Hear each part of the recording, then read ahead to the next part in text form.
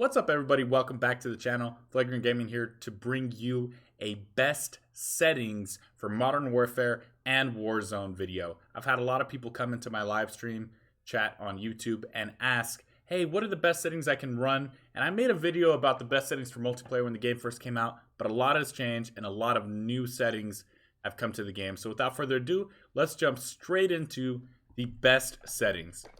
So first things first, sensitivity. You want to pick a sensitivity that you're comfortable with. I like 6.6 with a 0.75 ADS multiplier for low and high zoom optics. This means that when I'm not aiming down sights, I'm moving around at my full speed left, right, up, and down. But when I aim down sights, I have slightly slower left, right, and up, down time, which means I can have a little bit more control while aim down sights. And then when I let go of my aim down sight, then I can move at faster speeds again. Aim response curve type, the best setting that you can put on that is standard. It's been tested by everybody, and this is the way to go if you want the best response from your right aim stick. I turn controller vibration off. I find it's distracting, and it kind of throws me off when I'm just getting shot a lot and the controller's just shaking in my hand. I also find that not having vibration on makes my hand sweat less. I guess maybe the less stimulation, the less sweat. Whatever. That's a personal preference. Other than that, aim assist, I like the standard. It seems to be pretty much like everyone in the community likes the standard. I'm not able to tell too much of a difference between precision and focusing and standard, but everybody else runs standard. I run it. It works fine. Do not disable aim assist. If you disable aim assist, either you are an absolute god on the sticks or you're just going to make it harder for yourself to get the kills that you need to get. So don't disable that. There's a few different options for weapon mount activation. I like holding down sight and then clicking my melee to be able to mount to walls and other objects and stuff like that. There's a few different options here. Double tap the ADS, things like that. I like the ADS plus the melee so I don't accidentally mount something in a gunfight by mistake. Other than that, weapon mount movement exit. Enable this. This means if you're mounted and you decide to let go of your aim down sight or move forward or something, it'll automatically take you off the mount and you don't have to like re-click that melee or whatever setting you pick. Aim down sight behavior, I like hold.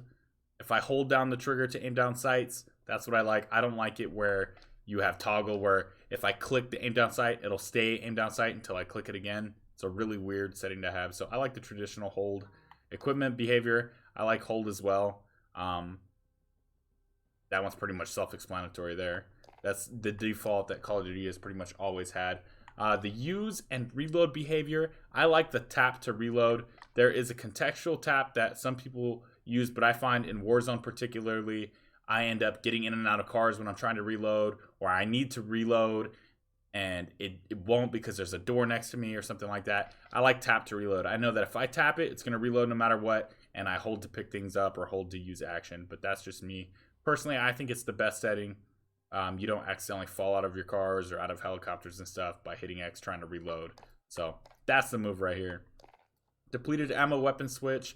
It's a weird situation. You don't normally run into it too often, but if your gun completely runs out of ammo and you have no extra magazines, it will automatically swap weapons if you have this enabled. So that way you don't end up with 0-0 and then you're just stuck with that gun and you have to manually switch weapons. It'll automatically do it for you if you run completely out of ammo. So that's a great setting for that. Slide behavior, I put tap to slide. I feel that if I have to hold to slide, a lot of the time it either just prones me anyways or it just refuses to slide. I like it where if I'm sprinting and I tap my slide button, it'll automatically slide, and if I want to lay down, I'll hold it instead. So that's the best setting in my opinion for that. The auto move forward and automatic sprint, I have those disabled.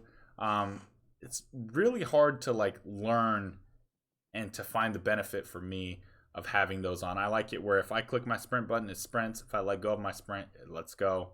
That's pretty standard there. These two settings, the vehicle camera recenter enabled, I find that it's weird to have it disabled. It never recenters itself when you do it that way. It's very strange. The parachute auto deploy, I have this enabled. So if you don't deploy your parachute at all, coming down from the plane, it will automatically deploy when you get too close to the ground. Unless you have done it once or twice trying to go farther and farther, then it will not auto deploy.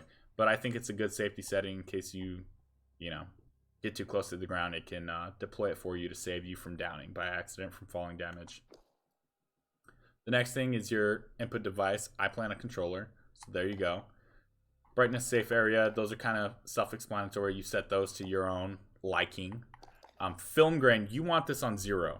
If you turn film grain, I think the natural setting is on, but if you turn the film grain on, it's going to make the screen look more like the right image where it's kind of blurry. It's a little harder to see enemies.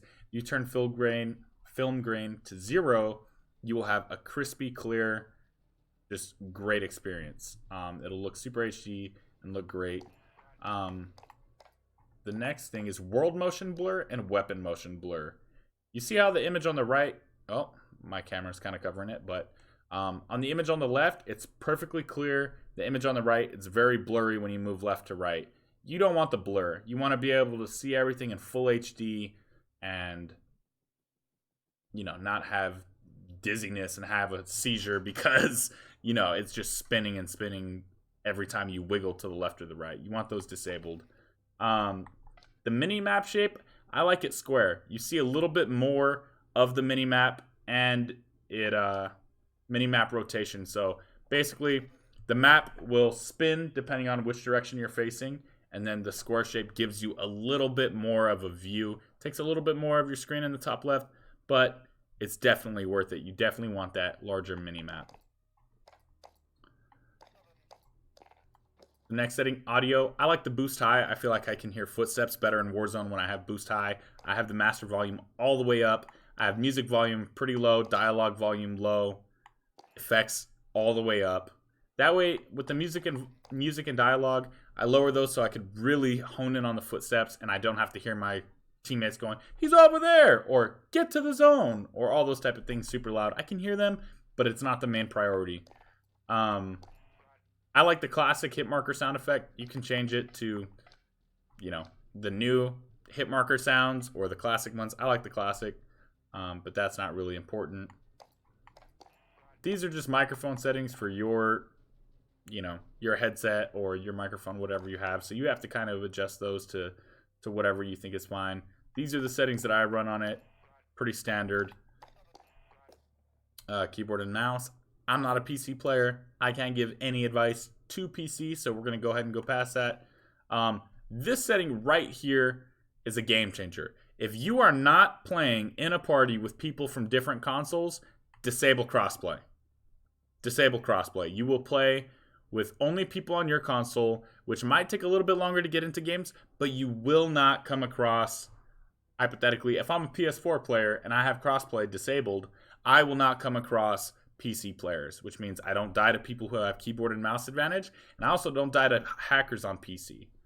And if I have it enabled, I open myself up to potentially running into that. So that's my opinion. If you're playing with just your PS4 buddies or just your Xbox buddies, whatever it is, disable the crossplay. If you like playing with people of all platforms, go ahead and enable that.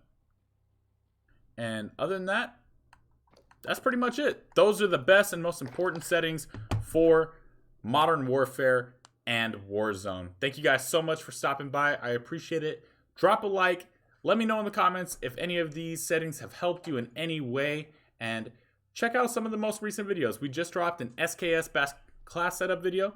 Check that out. It's absolutely freaking overpowered right now. You need to set it up before it gets nerfed and take advantage. So check all that out. With all that out of the way, I hope you guys have a great day and peace.